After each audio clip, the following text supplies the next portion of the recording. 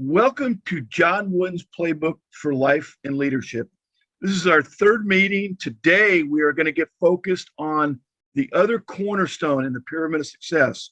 The two most important things to Coach Wooden: industriousness and enthusiasm.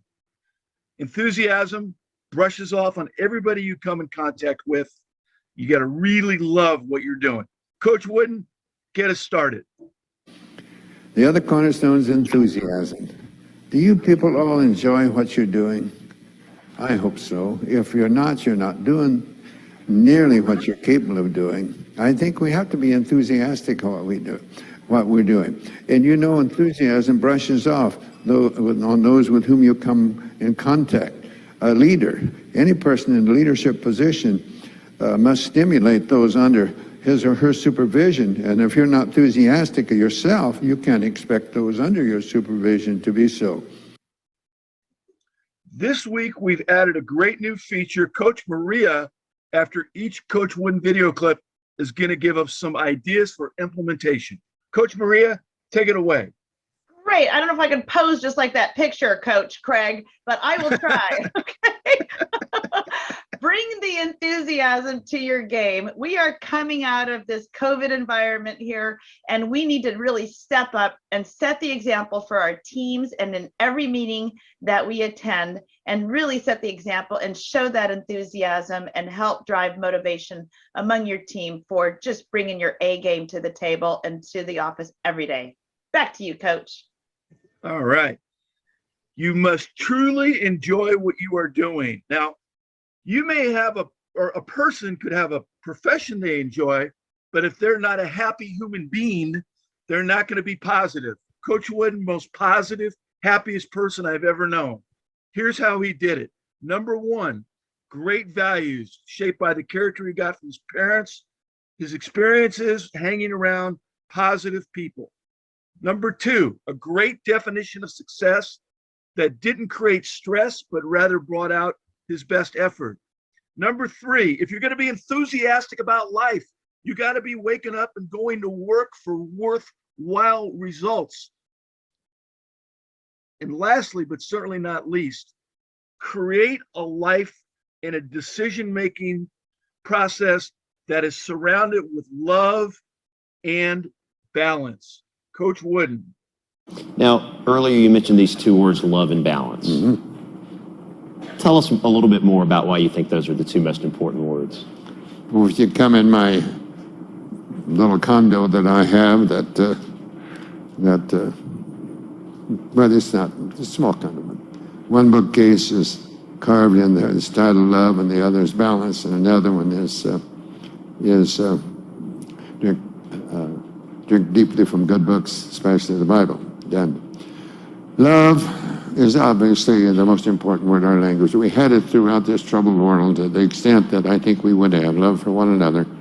Our problems would not be as severe. We'd have problems, of course, but they would not be unmanageable if we just had more love and consideration for the other side, whatever it might be.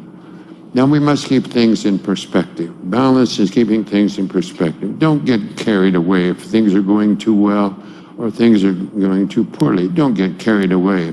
Just continue making the effort to do the best you can at whatever you're doing. And you must always be learning from others, to improve yourself in the activities in which you're involved, whatever they might be. And I think that, so I really believe that those are all words are important, of course, but I believe that they are probably the two most important words to me. At least, I think they are. Excellent. Coach, just wanted to chime in here. Love what you do. Keep doing what you do for clients and for the families that you serve. We all come to work with love and passion and the balance and really helping others find their financial freedom and reach their goals. I know every one of you loves what you do, and just keep loving, keep learning so that we can better advise and consult our clients. Back to you, Coach. Really important point that Coach Wooden learned from his dad. To be a happy person, you have to be true to yourself. That way you're not going to have anxiety about how you're supposed to act in different situations. You're just yourself. Coach Wooden. The first one was be true to yourself. And certainly if you're true to yourself, you're going to be true to all others. Some of you may be familiar with some of Shakespeare's immortal plays where Polonius is speaking to his son Laertes, who is leaving, going out in the world, and Dad thinks he should give him some advice, knows he won't listen very much, but thinks he should give him some advice. And he said, neither a borrower nor a lender be, for a loan oft lose itself in friend, and borrowing dulls the edge of husbandry. This above all to thine own self be true, and it must follow as the night the day. Thou canst not then be false to anyone. Wow, how to interpret that. Be true to yourself, know your strengths and weaknesses, reach out to others at the firm, internally, externally, and who is strong in your area of weakness, and really embrace the partnering that we have and the capabilities that we have, but be true to yourself, because that's how we can help clients and best serve clients. Back to you, Coach. Coach Wooden's super secret, happiest person I've ever known. He got up every day of his life to do one thing: help others. Some guys want to go play golf to have fun. Coach Wooden want to find some people to help. And that's what he did every day. Try it. You'll love it. Coach? The second one was help others. And I dare say that everyone in here today, if you just stop and think, your greatest joy comes when you've done something for somebody else. There's no greater joy to learn that something you've said or done has been meaningful to another, especially when it was done with no thought of something in return. Wow. And what I can say with that is season of service. Help someone and happiness will return to you tenfold. This is an example here. Our season of service is a way to give back to our community and to help others. And you will feel good about yourself by doing so. Back to you, Coach. As a leader, it's up to you to stimulate the group that you supervise. That's your responsibility. And whether it's 3 people or 5 people or your family at home, and that's where enthusiasm fits in. Nobody gets excited about working about a boss who's always telling stories about themselves. Great way to get people enthused. Have a sense of humor, have humility. Here's Coach Wooden giving us the example. Right. Now, I understand there's a story about a statue in your hometown. Yes, there's a statue, a life-size statue in the gymnasium in my hometown, which is named for me. And the trouble of it is, when they delivered the statue, the head broke off. I don't know whether that was a sign or not, but anyway, the sculptor, they couldn't get in touch with him, and they had another one do it, and they sent a picture to him, and he made the head of the picture. The problem is that it wasn't my picture that they sent. And my children don't like it at all, and I say, be quiet, it's better looking than I am. Oh, I cannot top that. So I will turn it back to you, Coach. That's a great story. Awesome. The slide speaks for itself. Coach Wooden's going to explain this. This is a real key to being a boss that has an enthusiastic team. Hey, I think if you want those under your supervision to execute at whatever they're doing near their own particular level of competency, not trying to be better than somebody else, but trying to be the best of which they're capable, I think they want, everybody likes praise, you know. I used to tell you fellas at the beginning that during this season, some of you are going to get criticism that you don't deserve, and you're going to get criticism that you deserve, but you're not going to like either one of it. But you're also going to get praise sometimes that you really don't deserve, and you're going to get it that you do, and you're going to like both of those. But your strength as a person, as an individual, will be the way you react to both praise and criticism. You overreact to either one, it'll have a negative effect, not a positive one. Wow. And what I could share is the difference between praise and criticism. If there is a time where you'd like to kind of suggest alternate behavior or actions, always please remember, try to find something good and start with praise. It definitely helps in any communication that you have. Back to you, Coach. So when you have a bad outcome, you want to respond in a positive way. What you don't want to do is, we've talked about before, don't whine, don't complain, don't make excuses. Next video clip, Coach Wooden was at UCLA 17 years before he won the championship. His first 12 years, he thought he whined to himself about having a bad gym and having tough entrance requirements, and that held him back. Here's Coach to tell the story. Coach, when you went to UCLA, obviously you created a winner there, but for years you won conference championships, but it was a long time before you won the national championship. A couple of questions there. One, how did you stay motivated and also motivate your players not winning the big one? And did you change anything to actually shift from being a strong leader in the conference versus winning the national championship?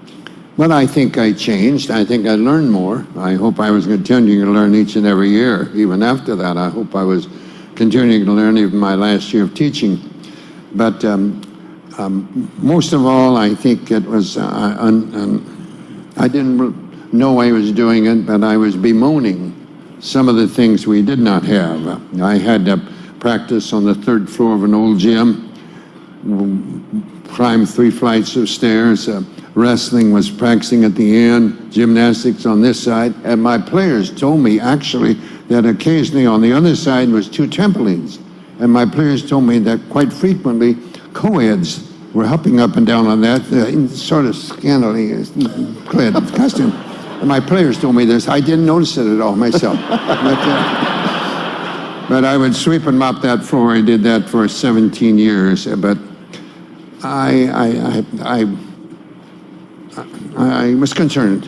I got concerned over things over which I had no control. And my dad had tried to teach that if you get too involved and concerned in regard to things over which you have no control, it's going to have an adverse effect on things which you have control. Our entrance requirements were much higher than other teams in our conference, and some players that wanted to come to UCLA very much couldn't get in, and they'd go to other places. I let that bother me. And in that, I'm sure that I was not treating the ones I had as well as I should have. I was cheating them in a sense. But I finally think I overcome that, and we won our first 2 national championships under those conditions, and then that brought about the erection of Pauley Pavilion, at that time the best college place on the coast, and we did extremely well from that time on. You did 10 national championships, 7 in a row. Wow. Great, great story. What I can say, and this reminds me of, is a couple of quotes here. Fail forward and fail fast, right? I think fail fast is even Google's mantra. And I've always loved the quote that says, I never fail. I either succeed or I learn, right? So it's keeping that attitude and just knowing, no matter if it's frustrating or not, stay enthusiastic, because those positive outcomes will follow. Just fail faster, okay? Thank you. Back to you, Coach. So my little personal recipe that I whipped up, inspired by Coach Wooden. There's no problems, there's only opportunities. When disaster strikes, keep a positive attitude. Immediately get into the solutions department. Don't ever go to that excuses department. It's too crowded. And then when you're really rocking and rolling, you're going to find the advantage in the disadvantage. Somebody in finance once said, every time there's new legislation, somebody figures out how to take advantage of it. And then lastly, you have to decide how long you're going to be in a funk if something bad happens. You lose your biggest client, you're going to get over it in a week, a month, or is it going to be 1, 2, 3, snap right now? That's where you want to be, baby. Find the advantage and the disadvantage right now. You have to model the positive attitude that you want to show. Looking for the opportunities, looking for the advantage, looking for the solution.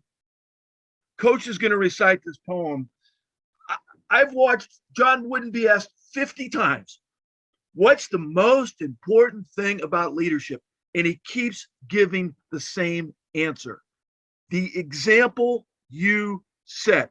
Coach, Coaching style, very different from many coaches today. Coaches today walk up and down the sideline. They're constantly shouting instructions to the players during the game. And you sat on the bench and often were quiet during the game. Well, a good Lord in His infinite wisdom treated us all differently, you know. And because one does something doesn't mean they're wrong and you're right, or vice versa. But I felt that my players should have be more under control. If I seem to be under control, if I get out of control, how can I tell them to be under control? How can I tell them that if they lose their self-control, they're going to be outplayed when I apparently am losing my self-control on the bench? So I tried to do that. Part of the example. The example is the greatest teaching thing we have. I once heard something said, no written word, no spoken plea can teach our youth what they should be, nor all the books on all the shelves. It's what the teachers are themselves. Well, a coach, that's all he is a teacher, and I think your actions can determine to a great deal the actions of those under your supervision. That's so true. Your enthusiasm, excitement level, and how you interact with clients really sets the examples for the rest of your team. So always remember, you're on, folks are looking at you, you're setting the example, and you can raise or lower, the elevation and the mood of your team and the output, the productivity that your team produces by your attitude because you're spreading it. So keep it positive and good things will flow. Back to you, Coach. you have to let the people that you supervise know that you care about them for something more than just what they can do for you. If you want them to be enthusiastic, if you want them to be loyal, Coach, take us to school. I was going to say take us to church. With Coach Wooden, it's kind of the same thing. But I think any person in the position of leadership must get it across to those under your supervision, whether it be in business or in sports or whatever it might be, that you care for them. You care for them as a person. You care for them. You care about their family. You care for them.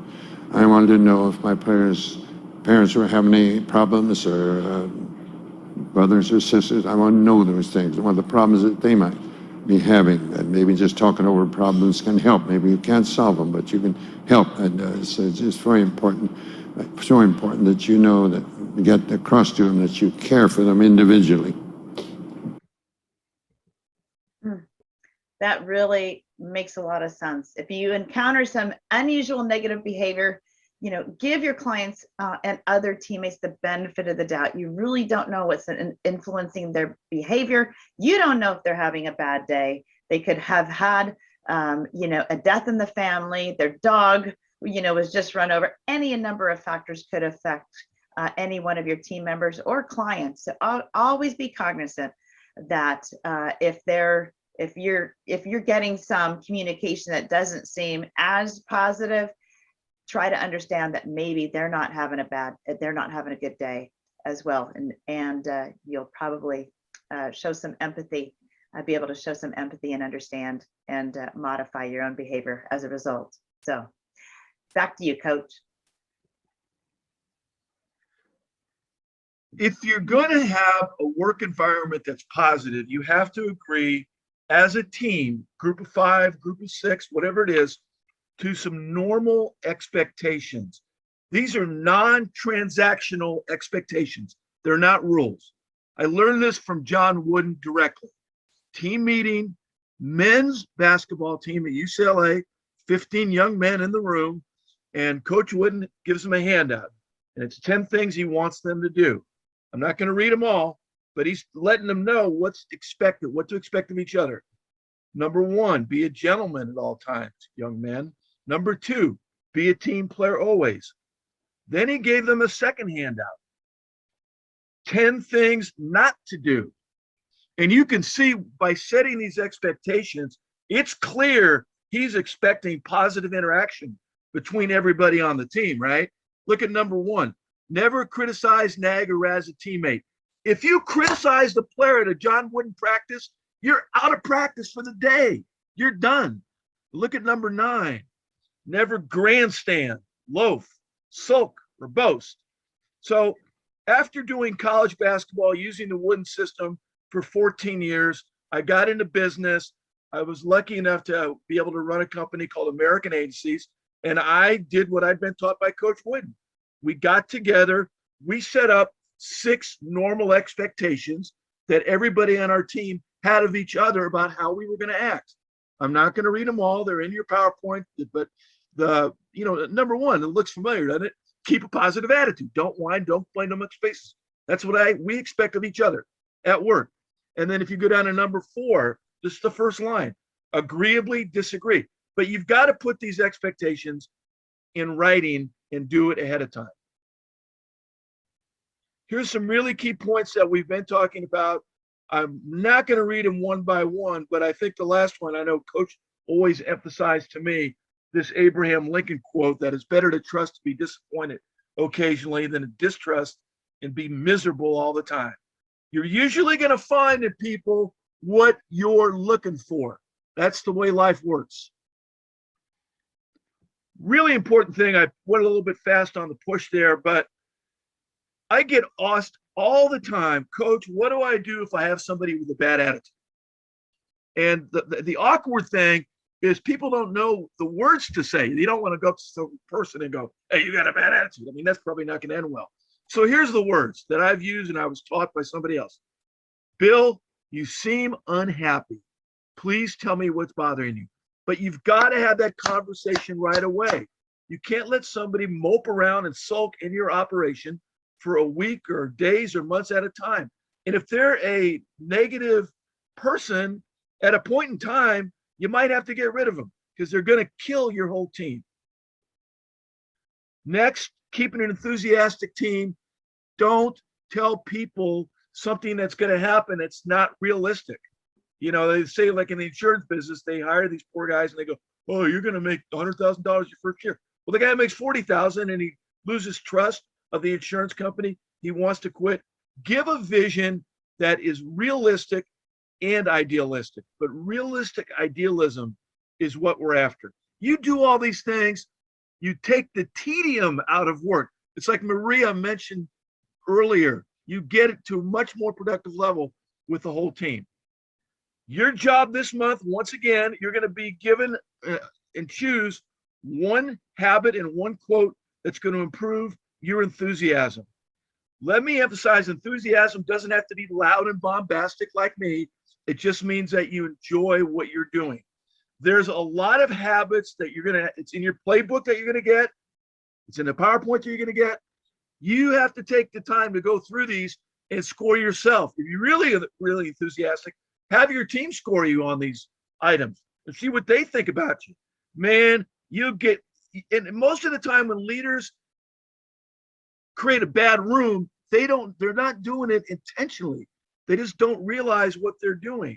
And this is a cornerstone. So we've got items there in 3 different categories. You can see, I'll touch on a couple in the second page. Emails. You put a bad email out to a team member, they're not going to tell you that you were rude and they didn't like your email. They're just going to be mad the rest of the day. Then they're going to go home and tell their significant other how rude you were with what you sent them. Probably show them the email that you sent. Look at AH. Team members do not like it when their boss says, cut to the chase. They're not going to tell you, hey, that was just very condescending and I didn't appreciate it, because you're the boss. They'll just put their head down, go off unenthusiastically, and you don't even know it. And then, of course, they're going to do their favorite thing, go home and tell their significant other the way that you talk to them. So take a look through these items. You have to have accountability, but you can have accountability and still have enthusiasm. That goes down to AQ. Hold people accountable without antagonizing them. So big list there. Again, you're going to go through, give yourself a score. And then from all those ones that you gave yourself a low score, you're going to pick out one thing to work on. You can see I picked out greeting every team member every morning without giving them a work assignment. So Toyota North America spent $1 million in an employee survey to find out that the number one thing their employees did not like about their managers was that they didn't say good morning. And saying good morning and then giving a work instruction does not count as saying good morning. So there's my habit to work on. Quotes, same process, read them through. There's a lot there to look at, but I'm giving you a lot of material to work with, but you're just going to pick out one. Just one. You can see I gave myself a score on the ones that I like. Number 35, we already talked about.